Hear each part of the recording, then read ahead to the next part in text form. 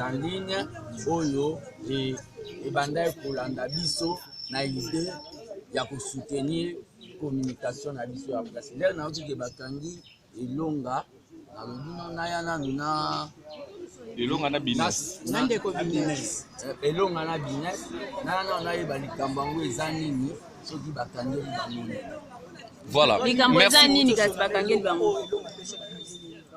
le problème est allé, s'il vous plaît, le problème est allé pour indirect, il y a des propos et longs.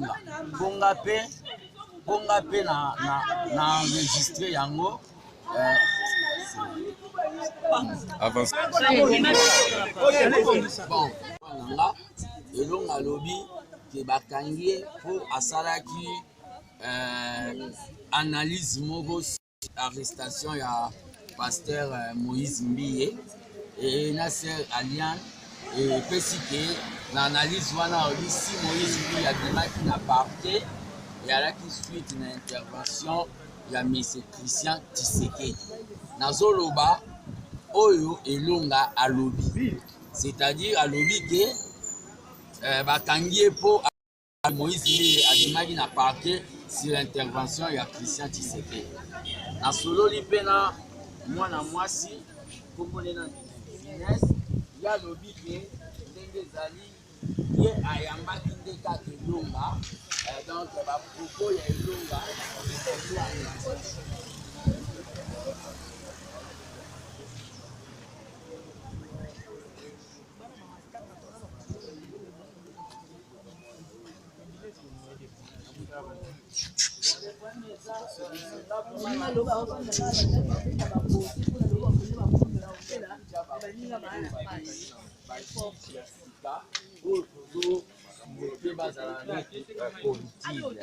les problèmes oyo kosalama, c'est-à-dire bajournaliste pe bose mobilize po bolanda oyo balobi dossier yango ntina suka po vérité ebima qui a commandité arrestation wana jusqu'à aujourd'hui ebimi neti enlèvement.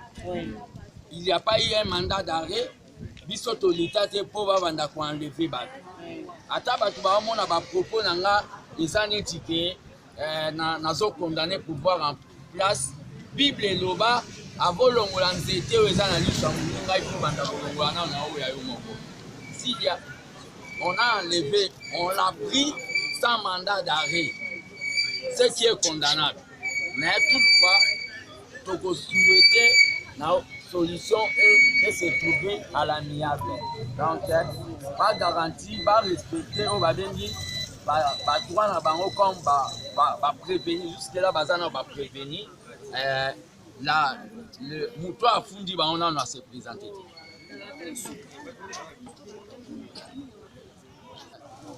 Dans la vie, nous avons un risque à métier. Pena baninga misusu ya corporation il y a des journalistes. Des fois, il faut bien fignoler l'information avant de le dire. Donc, pour éviter les gens, il y a des dégâts, il y a des situations à bouillir. Donc, il faut fouiller l'information, les traiter avant de le dire. Papa et l'ongana maman na bango, bazala calme. Notre régime, il y a parti et un régime à torture. Donc, il y a la calme, la solution est quoi pour bientôt. On n'est pas venu pour pouvoir de poto banda pour ça la chasse aux journalistes. Je vous remercie. Ces dossiers. Pardon? Qui est derrière ces dossiers? Mais comment je le saurais s'il n'y a pas un plaignant? Il n'y a pas de plaignant, arrestation, caraboué dans les villes. Il n'y a pas un plaignant, parce qu'un plaignant, quand on va conditionner moto, va bien moto fondé, n'est-ce pas? Alors, en français, Nyonso, papa. Bilingue. Papa. Nous sommes assurés dans conditionnel. On utilise des conditions. Si, mais si c'est si, on n'arrête jamais quelqu'un pour si, ça devient une suspicion. Voilà. Parce que chaque infraction va catégoriser, chaque infraction va qualifier à Kayango.